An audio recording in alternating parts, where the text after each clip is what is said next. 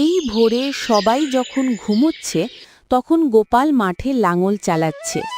গরু টেনে নিয়ে যাচ্ছে লাঙল, আর তার কপালে ঘাম ঝরছে। পরিশ্রম ছাড়া ভাগ্য বদলাবে না। যত কষ্টই হোক, কাজ করে যেতেই হবে।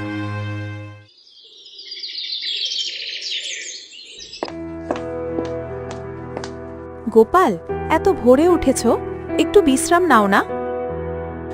না গো, বিশ্রাম করলে পেট ভরবে না। খেটে খেতে হয় আমাদের।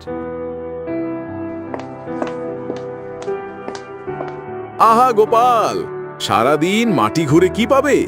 আমার মতো বসে থাক, টাকা নিজে থেকে আসবে। বাবু, বসে থাকলে হয়তো টাকা আসবে, কিন্তু মন শান্তি পাবেন কই? পরিশ্রমের ফলই আসল সম্পদ। কয়েক মাসের কঠোর পরিশ্রমের পর গোপালের মাঠে সোনালি ধান দুলতে লাগল। সবাই অবাক হয়ে দেখল গোপালের ঘর ভরে গেছে শস্যে।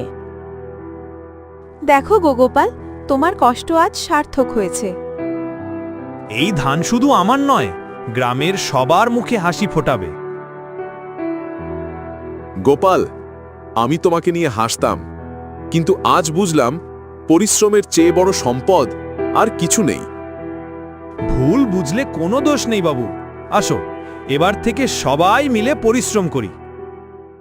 এইভাবে গ্রামের সবাই বুঝল যে যত পরিশ্রম করে সে ততই সুখ পায়।